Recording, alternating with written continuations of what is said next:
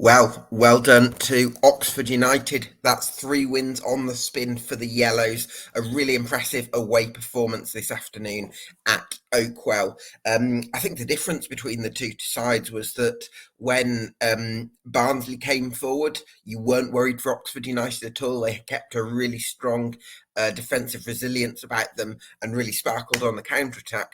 Whereas when Oxford came forward, for Barnsley, you really worried whether that was balls into the box or especially on the counter-attack. They looked very nervy. I think that was ultimately a big part of the difference between the two sides. And I suppose that you're kind of torn a little bit between to what extent was this down to how impressive Oxford United were in terms of the way they executed their game plan to perfection. And I'm sure Liam Manning will be delighted with their afternoon's work.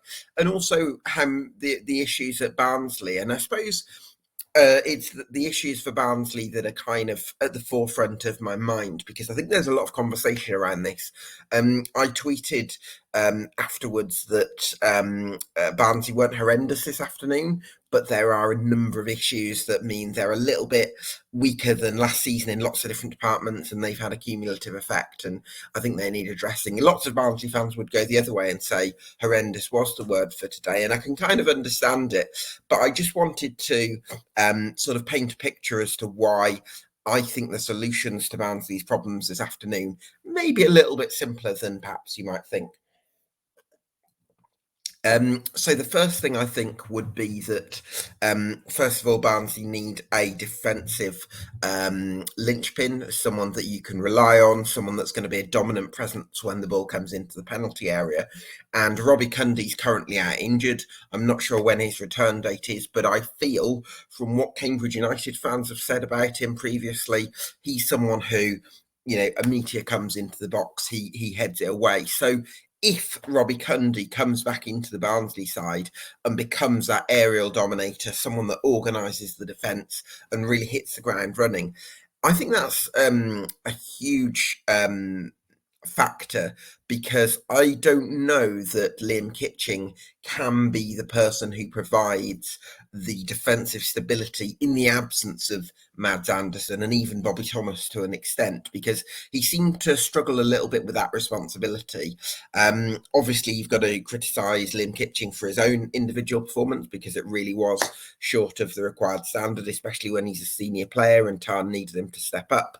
But also, there's part of me that can't help feeling that if there is someone in the middle of that back three that's organising, that's keeping everything in shape, that's able to keep the rest of the team in check, that maybe Liam Kitching can sort of maybe relax a little bit more and just play his own game rather than focus on worrying about his other defenders. Now, I appreciate the word relax sounds sort of counterintuitive because there's responsibility for Liam Kitching in terms of when Oxford created some chances and he was almost relaxing too much. So I suppose that seems a bit counterintuitive, but I do also feel that there's also maybe an element of nerves with Liam Kitching this afternoon, and just maybe having someone a bit more of an assured presence alongside him would also help him maybe get forward a little bit more. Because, and this brings me on to another issue,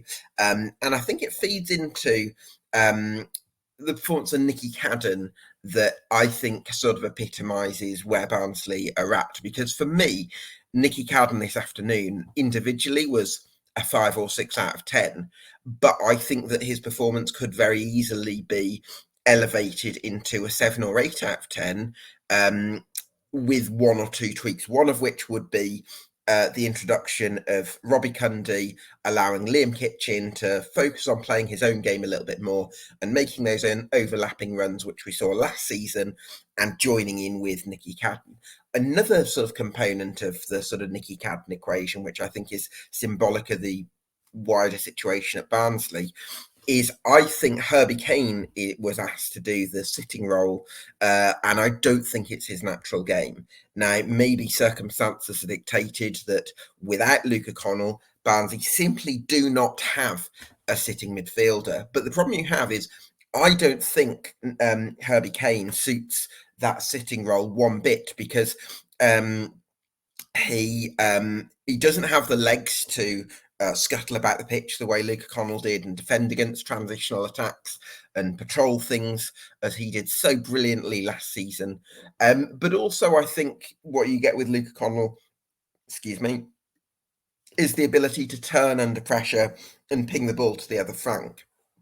And what I think Herbie Kane does at his best is much more in a freer role, a bit like a wide eight, kind of getting into those wide positions, linking up with Kitching and Cadden, and then using his sort of agility to kind of move away from an opponent and create something the other way. But I don't think he can do that with his back to goal. I don't think that's where you see Herbie Kane at his best, because I think to play that sort of six role, I think you've got to be more mobile than I feel Herbie Kane is.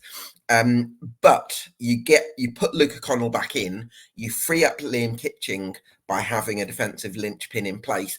All of a sudden, that left-sided trio, that left-sided combination play between Liam Kitching, Herbie Kane, and Nicky Cadden, it's right back in place. So that's where I think a couple of solutions get things going. We already saw the combination play in the first half between Jordan Williams and Adam Phillips. By the way, Adam Phillips, I thought, was absolutely outstanding in the first. Well, maybe not outstanding, but I think he was very good in that first half, and certainly one of the players that kind of produced something of last season's form.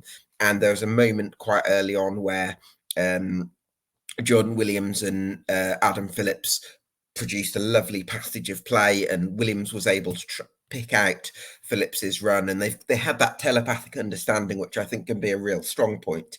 Now, unfortunately, Jordan Williams had to move to right centre back because the lad from France had a bit of Gael de Givin, Mail de Givigny, easy for me to say. He had a bit of a tricky debut because he gave away the penalty, conceding to hacking down Marcus Brown, and which was put away by Mark Harris very well. And then he had one or two moments where he also sort of missed his interception by trying to be aggressive. He also put in quite a firm challenge on Marcus Brown that was maybe a little bit questionable. I think he might have gone in with 2 feet on that one. So he wasn't having his best debut. So Jordan Williams had to go to right centre back. And then you lose that connection between Jordan Williams and Adam Phillips. Nonetheless, I actually thought Barry Cotter played quite well going forward. Second half, made some good driving runs. But I still think that relationship between Jordan Williams and Adam Phillips, I think, is going to be really important for Barnsley as they look to sort of, find some patterns that are sort of a little bit familiar from last season. But I look at it, and I think Jordan Williams had some bright moments combining with Adam Phillips. Adam Phillips was Barnsley's best player in the first half. I thought Callum Styles was very energetic. I thought he showed some nice brisk touches.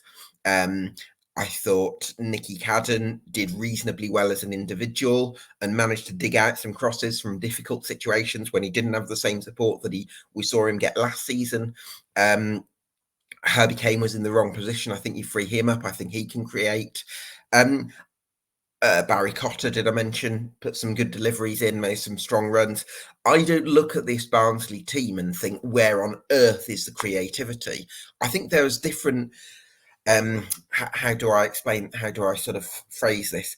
I think that the problem isn't that they don't have the jigsaw pieces. I think there's definitely some jigsaw pieces that are missing for Barnsley, and I think the jigsaw pieces that are missing are meaning that the jigsaw pieces that Barnsley have got are actually configured incorrectly, and that's where I think you saw a poor collective team Barnsley performance. And not necessarily being a million miles off in terms of the sum of the parts. It's just that the equilibrium of it was a little bit off kilter. That's my honest feeling on Barnsley. And I think that you bring in an aerial dominator like Robbie Cundy at the back, you get Luca Connell back fit. Both Connell could be back fit next week type thing. What a massive difference that's going to make to the midfield, by the way, because as well as the destructive element that Luca Connell can bring and the energy and the tenacity, he's also someone who can actually collect the ball off the defence and get attacks moving. And when we consider that Barnsley did show lots of different players that had the potential to create this afternoon, I think having someone who can progress the ball into the opposing half and beyond with those diagonals and with that press resistance that Luca Connell can bring, I think that's going to be a huge part of the jigsaw. And that's what gives me a little bit of optimism for Barnsley. And then I think the other thing is, excuse me, they definitely need a pressing monster up top. I think that what you get with Devante Cole is someone who'll press in fits and starts. And at certain moments this afternoon, Devante Cole looked like an absolute monster who just showed real strides of athleticism and, looked really difficult to sort of contain. But that was only in sort of flashes. And I think that in general play, when Oxford had the ball, Devante Cole was actually a little bit tentative. Now, I don't want to go in too hard on Devante Cole on that because I think it's difficult to sustain the press for 90 minutes. I think that would be holding him to unfair standards. But what I do think is that I think if you put along a more consistent pressing monster in the James Norwood mould next to Devante Cole, that makes a difference because not only have you then got someone leading the press who's always hassling and harrying the opposition, you're also lifting the standards a bit for Devante Cole and saying, come on, that's the benchmark, that's what you've got to try and do. I think you get a bit more out of Devante Cole that way. So I've mentioned 3 possible solutions to this Barnsley team.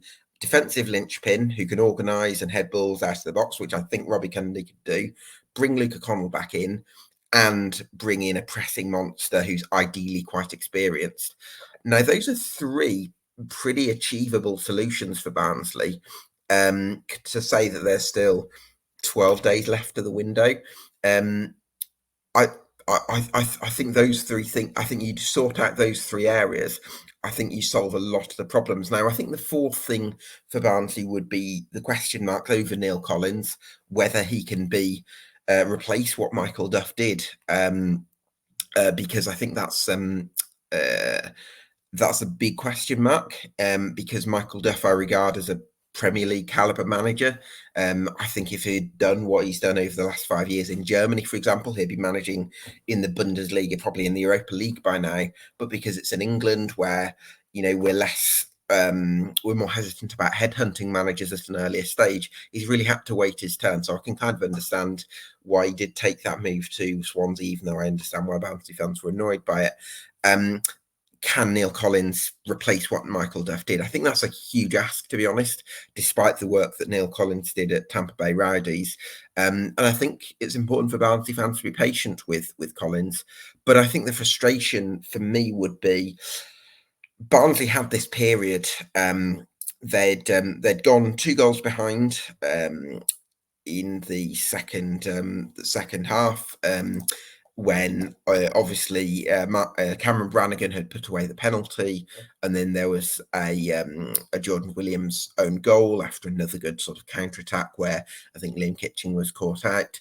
But then on 66 minutes, there's a triple substitution where you had Max Waters, Johnny Russell and Aidan Marsh coming on, and both strikers, Marsh and Waters, were coming on for only one striker. It's Andy Dallas who went off, and Callum Stiles, who's a midfielder, and Russell, the midfielder, obviously replaced Adam Phillips. So Barnsley actually had 3 strikers up top, and for a period, that caused absolute havoc because they played direct. They had Devante Cole chasing everything, and they forced Oxford into a defensive rethink. They went to a back 5, so they moved Sam Long into a right centre-back position, with Finn Stevens as right wing back, Elliot Moore in the middle of back 3, Stefan Negru left centre back, and Kieran Brown left wing back. So basically, Oxford were matching Barnsley up 3 centre forwards for 3 centre backs, with the support of the wing backs. And that looked to be pinning Oxford back because there was the header from Devante Cole from Nicky Catton's corner, I think it was. And there was also a moment where Jordan Williams played a diagonal, the ball was flicked on, and Aidan Marsh sort of came close, and he had a really good appearance from the bench, put a lot of pressure on Oxford. And from that moment, it looked like Barnsley would turn the screw and make the last 15 minutes absolute hell for Oxford United. And I think the disappointing thing from Barnsley's point of view would be that they weren't able to sustain that pressure. I think it was because they didn't leave anyone forward when they were defending set pieces. Literally, no one. All of Barnsley's players were in their own penalty area when they were defending set pieces on a few occasions, and what that meant was that Oxford were able to pin Barnsley back into their defensive third at a time when actually it should have been the role reverse. And you had this weird situation where Devante Cole actually had to create a chance by leading a counter attack himself, which I think was almost a little bit unfair because you want Devante Cole to have less work to do. So for me, I think the strikers should have been kept, at least two of them should have been kept high up the pitch, because that would have at least forced Oxford to maybe leave a couple of players back themselves and maybe change the dynamics a little bit. So I think that's a frustrating thing from Barnsley's point of view. They didn't really make Oxford sweat. And yeah, I think there wasn't really an improvement from Barnsley at the start of the second half either. Like, Oxford still able to control the game at that point, and you kind of worry whether someone like Andy Dallas can, the different physical demands stepping up from the National League, whether he's up to that. I think that's a big question. So yeah, it was a poor Barnsley performance. I just think there's a couple of things that they can do that would sort of reconfigure things a little bit. But all credit to Oxford United, because Stan Mills was fantastic on the right wing, carried a real counter-attacking threat. And then in the second half, Oxford, when they went to the back five, they kind of went to a front three of Ruben Rodriguez, Gatlin O'Donker, and Tyler Goodrum. And certainly O'Donker carried a real threat, and obviously Goodrum scored the third goal. Excuse me. But I also think that Cameron Brannigan and Marcus McGuane had great games in midfield. Elliot Moore and Stefan Negru look fantastic centre-back partnership. And I really want to praise Oxford United, because it was such a strong counter-attacking performance from them. Mark Harris was obviously outstanding as well, full of running all afternoon. But I also felt like Barnsley made it easier than they would have liked. And, there was a bit of a gap in midfield because Herbie Kane can't defend against counter-attacks because he's not got mobility. And then Barnsley also had the issue of the wing-backs being high up, and Kitching struggled to defend one-on-one, and likewise Mael de Javigne. So yeah, lots of issues for Barnsley, but credit to Oxford United because they looked like potential candidates this season. They finished 19th last year. I would imagine that this season it'll be a little bit higher than that. So lots of encouragement for Oxford. I just think for Barnsley, 2 or 3 tweaks, how they respond to this game, who they're able to get back, who they're able to bring in, is going to make all the difference if they're going to make some sort of challenge out of this season. But a lot of work to do, I think, for Neil Collins.